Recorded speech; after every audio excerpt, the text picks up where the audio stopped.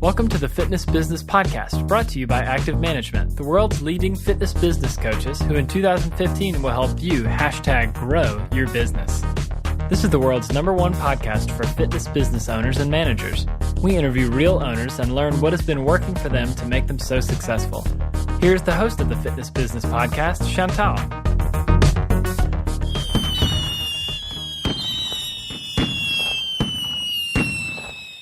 Happy New Year, everyone. I hope you've all enjoyed welcoming in 2016. I am pumped to start the new year, and we have the best show to get us started. Now, you've heard me talk about Michelle Segar and her book, No Sweat. You know that we're giving away 2 copies of this amazing book, and today you're going to hear from the author herself as she talks us through her book and the research behind it. If you haven't yet checked out this awesome book, trust me, you should. No Sweat was written to help people who have struggled to stay motivated as well as the professionals, and that is you guys. Now, it was chosen as the #1 book in diet and exercise in 2015 by the USA Best Book Awards, and when it was released, it became the #1 exercise and fitness book on Amazon. That in itself is good enough reason to check it out. Now, during my interview with Michelle, we chatted about the meaning that people have for exercise and, well, what that means, the whys of exercise and of exercise behaviour. She gives us some tips on how PTs can help their clients stick to exercise. We chat about her thoughts on HIIT training, and you guys are going to be very interested to hear about that bit. And she talks to us about the cycle of motivation. We talk about gamification and much, much more. Every one of you will take something away from this interview. Make sure that after you've heard the chat that you then jump onto fitnessbusinesspodcast.com and check out the downloads that we've included, and there is also a link there to buy the book. So everything is on the website. Now, before we get into this week's show, do not forget, I don't know how you could, but don't forget about our December and January prize giveaway. To win, all you need to do is either subscribe to the show notes on fitnessbusinesspodcast.com or tell us your #1 insight from listening to one of the shows during December or January. It is that easy. Make sure you don't waste any time. It is such a good book, and you will enjoy it, and your clients will get a lot out of it as well. Now, the winners will be announced in show 37, and that comes out on January the 29th, 2016. Okay. That's it. It is the moment that we've all been waiting for. I trust that you'll enjoy my chat with Michelle Segar.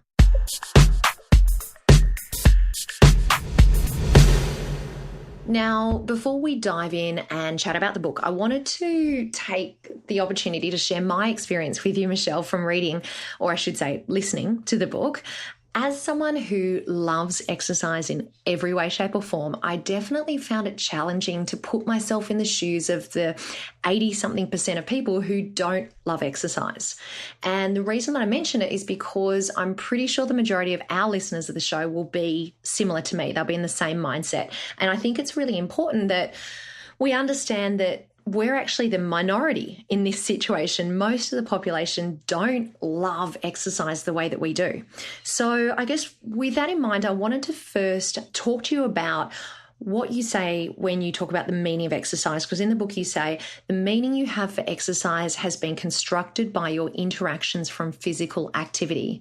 Do you want to start by explaining to us what that means? Absolutely. Well, to just take a minute to talk about what is meaning anyway. So the concept of meaning refers to an underlying symbolism that any behavior has. A really easy example is if you think about getting a shot, well, boy, that has a meaning, and it's usually associated with pain, maybe sickness. So everything has a meaning, and we haven't been taught to think about exercise or physical activity as having this underlying meaning.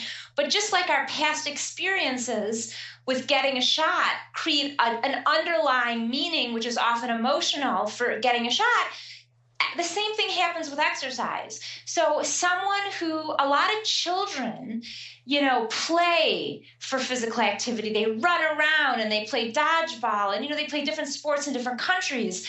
But it's fun. It's about being social and having fun. And then once let's say a young woman gets into her 20s and maybe puts on some weight, all of a sudden an activity that used to mean time with friends and time to play for leisure became a regimen and a vehicle for body sculpting and weight loss. And so then that becomes information that informs the gestalt of the meaning of physical activity. And if being active doesn't feel good and is even hurts, well, classical conditioning and psychology would suggest, and the history and the population level physical activity that we've seen around the world would suggest that people do start. They start with high intensity exercise, but a lot of people, if not most, don't actually like high intensity exercise, and it creates a negative meaning, and then they don't want to keep up with it. Now, one of the things that you talk about is you talk about choosing the wrong reasons for exercising. Do you want to explain that a little bit more? Yes. So that's one of the most important parts of the whole book. And I call them the wrong whys. And the reason why some reasons are whys for exercise are right and some are wrong is because the wrong whys put people on a path of unstable, controlling motivation.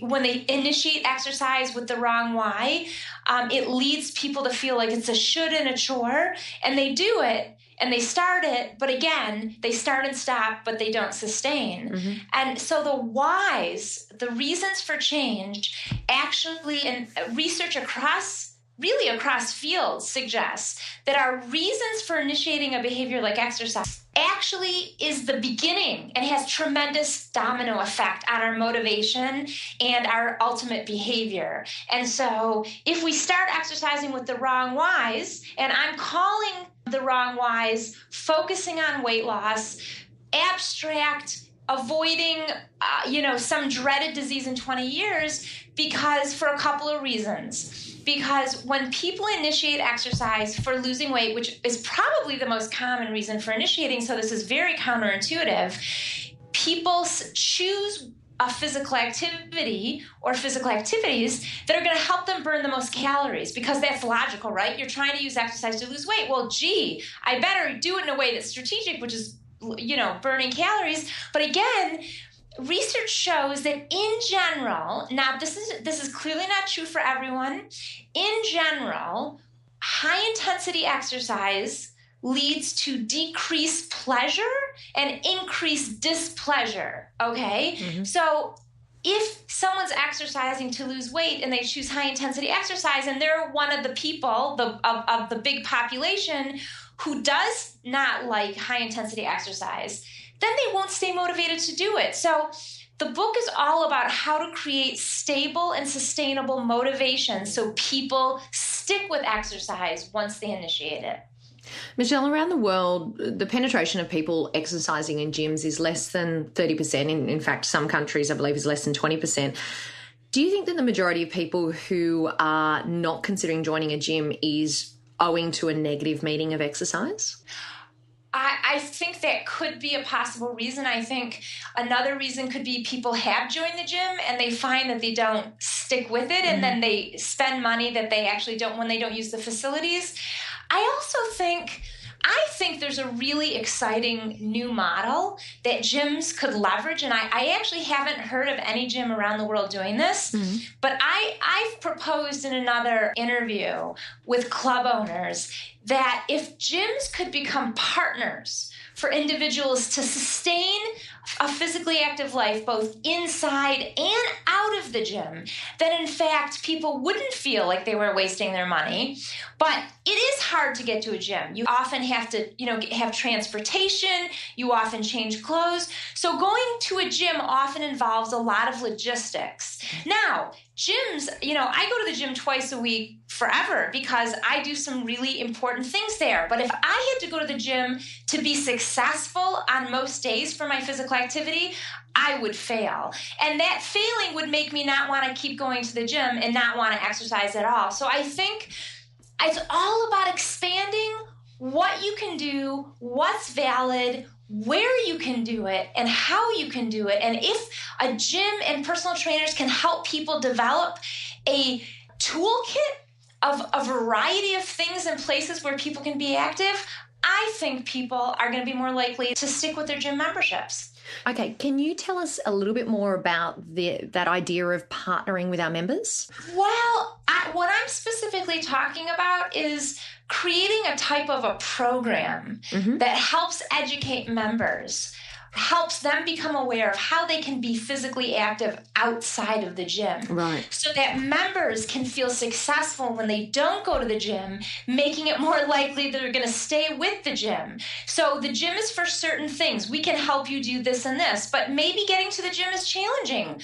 So if we can help you learn how to be active also outside in your neighborhood, in your job, I think if gyms created a special type of a program that helped new members, or old members for that matter, learn to feel good about what they do outside of the gym, including just parking further away, that they would actually maintain higher retention.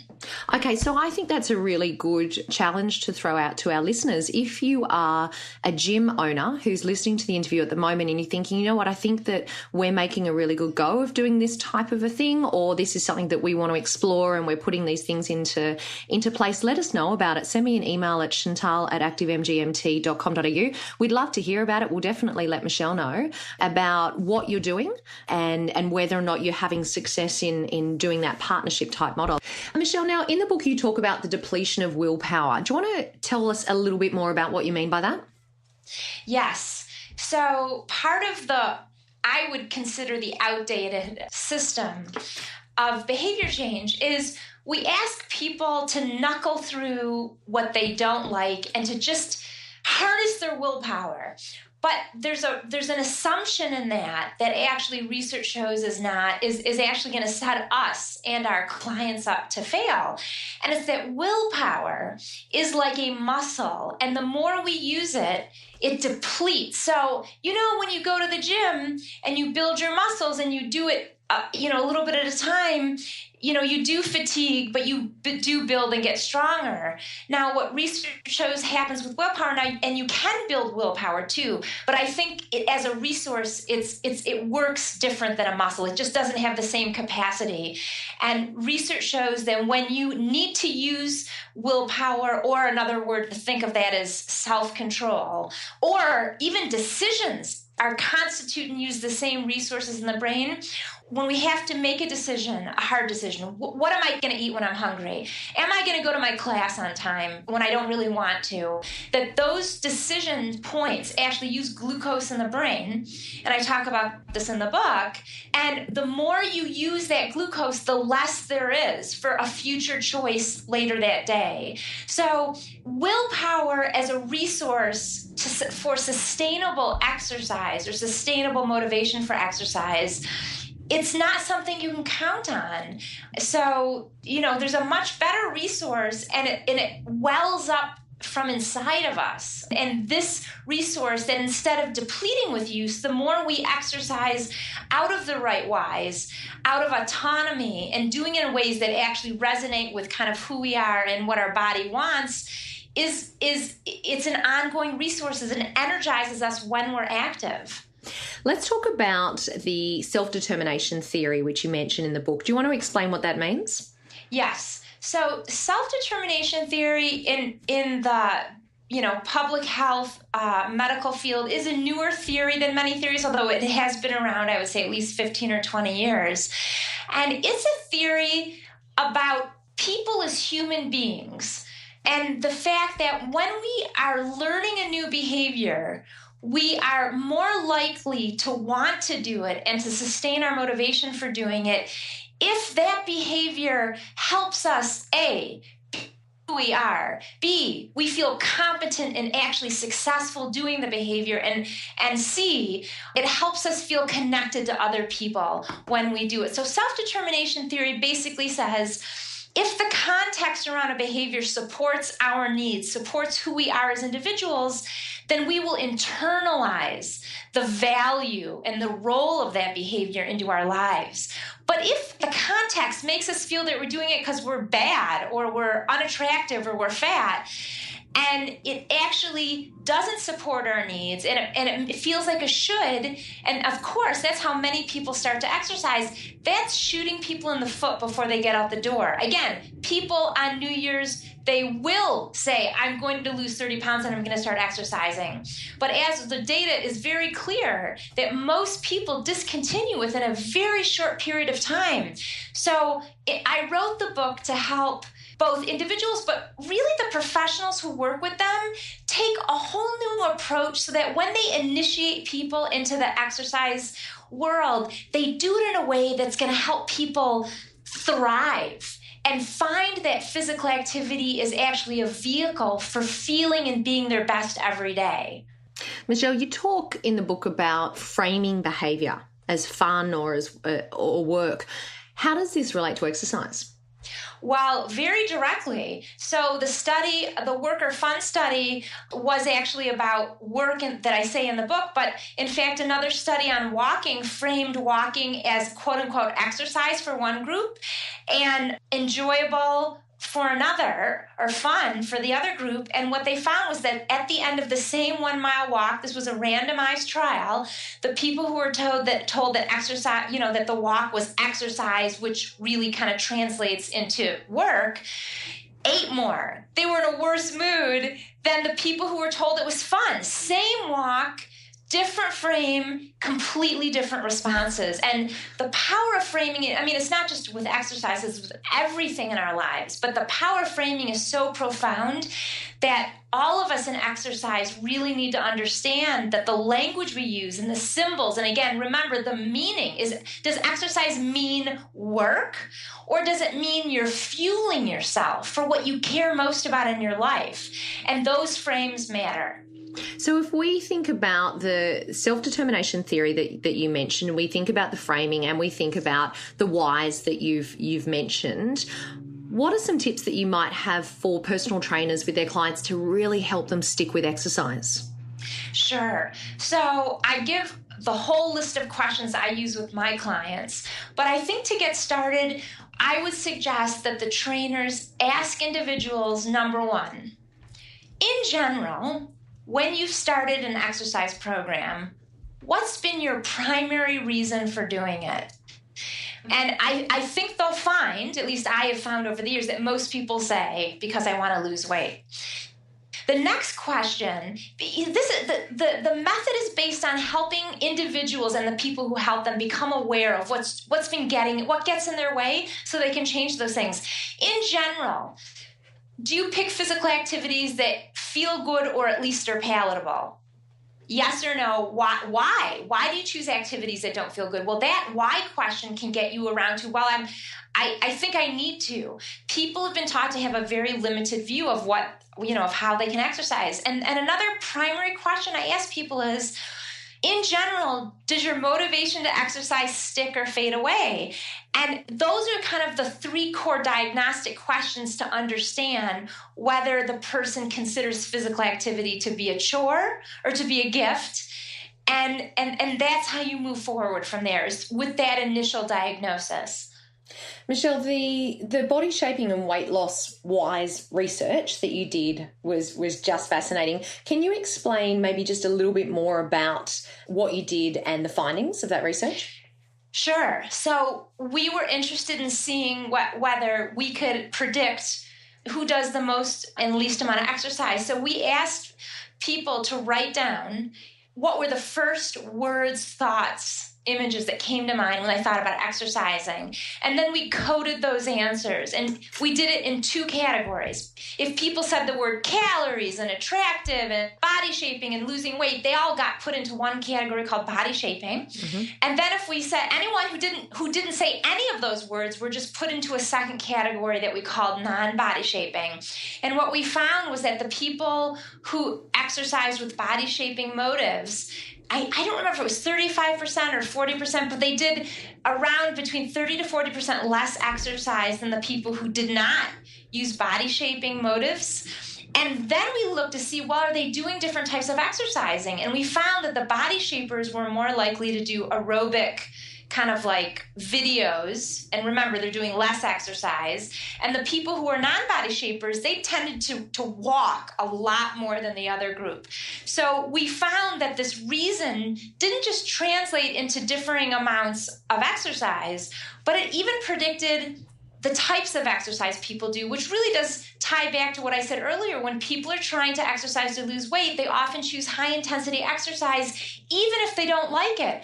But most people cannot sustain a behavior day in and day out for the rest of their lives that actually feels bad to them. So taking that into account, what would you say is the impact of those findings on programming new members into a fitness center?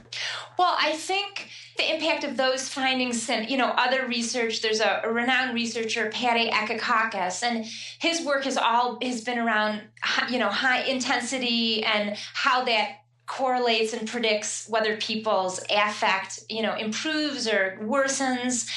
I think the takeaway from all of this that gyms can leverage is instead of getting people to focus on a regimen, you want to get people to focus on being physically active in ways that are going to help them fuel themselves. And we're often, new people go to the gym and they see really fit people running hard on the treadmill or on the elliptical and looking fit, and people are like, I want that. The problem is that people need to start where they are. So people need to be encouraged to discover what feels good to you. A lot of people don't know what feels good to them, and they've never found out because they keep banging their head against the same wall, because we've all been taught exercise means doing it hard and vigorous. And if you're not going to do that, then it's not worth doing. But of course, we know the science is really becoming more and more clear about this. Something is better than nothing. And so if we care about creating sustainable motivation, then we need to help people identify what's going to work for them, what's going to reflect who they are as people, instead of having them trying to fit themselves into what someone else is supposed to be doing. I think that idea around the high-intensity training is definitely probably one of the most controversial parts of the book, especially when you're reading it from a fitness business owner's point of view, I should say, because it kind of contradicts the direction that the fitness industry is taking. What do you think the danger is if we continue to head that way? I think there's a big danger. I think the high-intensity movement is going to attract fit people. I think everyone's looking for the magic bullet. So when non-exercisers and unfit people hear about it, they're going to go, oh, finally, this is the solution for me. It's going to be quick and easy. It's going to be quicker. I'm going to get it done easier. But again, if high-intensity this isn't true for everyone, but if high-intensity exercise doesn't feel good to people, then it's just going to reinforce a negative chore-based meaning for people, and potentially to the point that they won't try it again. They might just say, been there, done that, done the exercise thing, I don't want to do it. So I think we have to be really cautious. And, you said something at the very beginning of our interview, which I really think is key.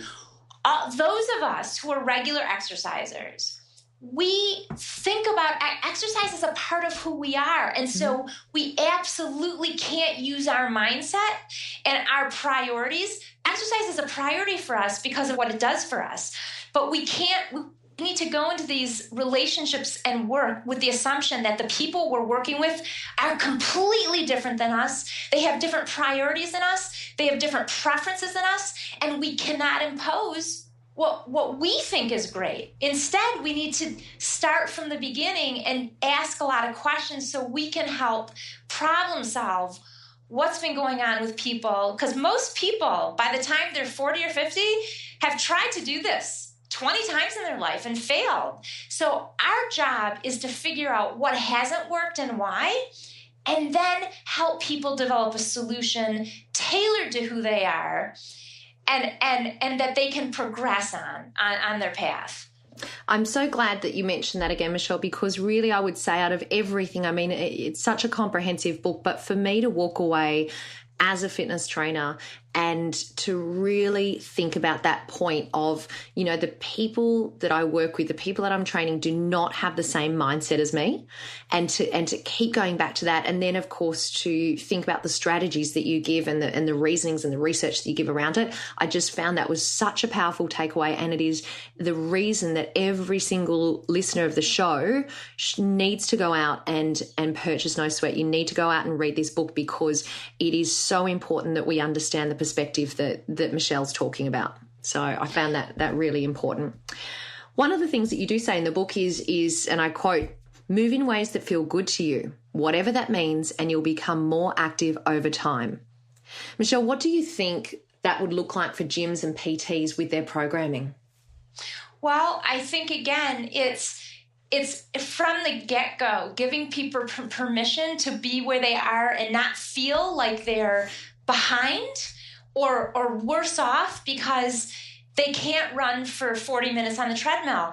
I think it's helping people create a plan that is progressive, and literally saying to people, we want you to do 5 minutes on the treadmill for the first week. Come in twice a week and just do 5 minutes and get people acclimated. So I would suggest that instead of creating this ideal plan for people, that we actually, the ideal plan is kindergarten, that we give people permission to be in kindergarten, especially with the new year coming up. Everyone always makes New Year's resolutions that most people discontinue within 6 weeks. So instead of that, let's give people permission to do just a little bit and have them assess, how did that make me feel? Was that too hard? When you let people be where they are instead of because it's not the trainer's fault that the clients think they need to be higher up. It's the society's fault. I mean, we've all learned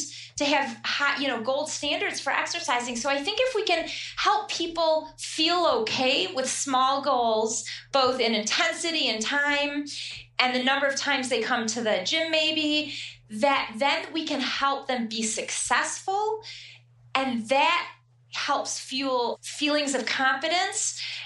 But most importantly, at the beginning, I would say we want people to start to notice the immediate positive rewards that they get. And so that's why you want to start small. 5 minutes of slow walking on a treadmill is much more likely to lead to a greater sense of energy than putting someone who's unfit on a treadmill and asking them to run for 20 minutes. So when people start to make these new positive associations immediately with the activity, that hooks into the neuroscience of reward, again, which I talk about in the book, and it will reinforce the desire to exercise unconsciously. As our listeners would know, JT from Active Management talks about gamification. In show 21, we had Robbie Kelman-Baxter say that gamification is an extrinsic motivator that is used before intrinsic motivation kicks in. And you also use gamification in your Gift of Movement game. So do you want to tell us a bit about that game? Absolutely. The goal of the It's Your Move game is to reframe physical movement, all these opportunities to move that exist in our day, as gifts, treasures that exist. Let's put people on a treasure hunt. And once you start to give them permission to count everything, we even the playing field so that all movement counts, then people start to find more ways that are conveniently and easily exist in their day. And what happens is that when people start to move more in these little segments, 2 minutes, 5 minutes, 7 minutes, whatever it is, they start to feel more like people who are physically active. It reinforces the identity. I'm a physically active person. And that further fuels the desire to do more. And when I followed up with clients, I started working with clients in the mid-90s. When I started to follow up with clients 10 and 15 years later, what was the part of the program that really stayed with you, that really helped fuel your movement? With every single person said, the idea that I could count everything in my day as valid physical activity helped me not feel like a failure, and it fueled me to want to do more and more. And on the days when I couldn't go to the gym like I had planned, I didn't have to feel like I missed out because I could find other smaller ways to do it, and that kept me motivated to keep going instead of feeling like a failure and then going, what's the point? I can't really do this. So turning physical activity, turning it into a treasure hunt that people can seek out these little gifts and treasures of movement during their day, and then notice if they have more energy and if their mood is lifted and if they're proud of themselves. All of that fits back into the reinforcement model where people want to keep giving themselves these gifts of positivity. It sounds like the perfect tool to give a new gym member. Well, that's why I created the posters that are free on my website. What a perfect segue. Well, what we'll do, Michelle, is we'll actually put a link to those posters in the show notes. So for those of you listening that are thinking, yep, this is something that sounds perfect for us to implement, we'll make sure that we put a direct link on the show notes so that you can go and check those out. Now, you talk in the book about permission and self-care. Do you want to just dive into that a little bit more? Sure. So motivation is this core foundational issue with creating sustainable physical activity. But in the 20 plus years where I've been studying this issue, I've discovered another really more challenging issue that I found the fitness industry doesn't really address. And it's the fact that people don't give themselves permission to prioritize their own self-care. So once you can shift the meaning of exercise from a chore into a gift, that creates a positive relationship and emotion and feeling toward physical activity. But I have positive emotions towards a lot of things. I love going to the movies, but I don't fit it in because it's not a priority. So on this other level, if exercise is about feeling good, or even deeper yet, if exercise is a way I take care of myself, society hasn't socialized us to this date where to the fact or educated us to consider our own self-care and needs a top priority. And so we have to help clients also learn how to cross the bridge from self-care being optional, something, gosh, I'd like to fit in if I could, or when I get to when I cross off all the other to-dos, to no, it's essential, and it's essential fuel for the things that actually are my top priorities. It's a key part of the solution, and I think it's really important that we all start thinking about this issue of physical activity as core self-care. Michelle, you don't use the word guilt when you're talking about this, but do you think that's maybe what people feel sometimes when they look after themselves? Absolutely. People, and I used to think that it was just women that had difficulty prioritizing or giving themselves permission to prioritize their own self-care. But in fact, when I deliver keynotes on this topic, men are the ones who come up to me and say, I don't give myself permission to prioritize my self-care. So I think this is an issue, this is an everybody issue. And so people feel guilty because this issue gets to the core of what we've been taught to value and who we are as an individual. And I do think there's going to be more and more research showing that better health and decreased healthcare costs accompany people taking better care of themselves in these very core ways. And when that happens, there will be more support for the idea that, you do need to unplug from Facebook at 10 o'clock because you do need that 8 and 9 hours of sleep to really feel your best, be as healthy as you can, and be engaged in your work. So I do think with more research, the idea that self-care is optional is going to be put by the wayside, and it's going to become something essential for society. But in the meantime, I think as professionals, we can help people give themselves permission for self-care. In the book, I offer a list of questions that you can use to help your client diagnose whether guilt is getting in the way and how to help them turn those beliefs around. I might just take this opportunity to remind our listeners at this point that if you head over to fitnessbusinesspodcast.com, we've put in a number of links that Michelle has mentioned today. Now, one of those is a video that's called Do You Have the Wrong Whys for Exercise? We've also got a link to Michelle's website where she's got a free resource page. And on that page, you can download an excerpt of the book, a discussion guide, and the It's Your Move poster and handouts, which she mentioned earlier. Michelle, now, before we finish off today, I've got one last question for you. We know that from research that if members use their membership, then they stay members, right? So the concept, obviously, of making exercise a habit massively impacts the business of fitness. So my question is, in your opinion, and based on all the research that you've done, what would be your top tips for fitness business owners? Well, I would rebrand exercise within the gym and in advertising outside of the gym in ways that make it a gift, that help people of all sizes and body types embrace physical activity. But, the most important tip gets back to partnering with people and how they can be successful outside of the gym too. Again, it's so counterintuitive, but this is really logical. If you can help your members identify a program both inside of the gym and out where they are successful, then they will keep coming. I've heard stats before from big gyms where on New Year's, the people who come 4 to 6 days a week because they're so motivated to do it right, those are the ones that drop off of membership.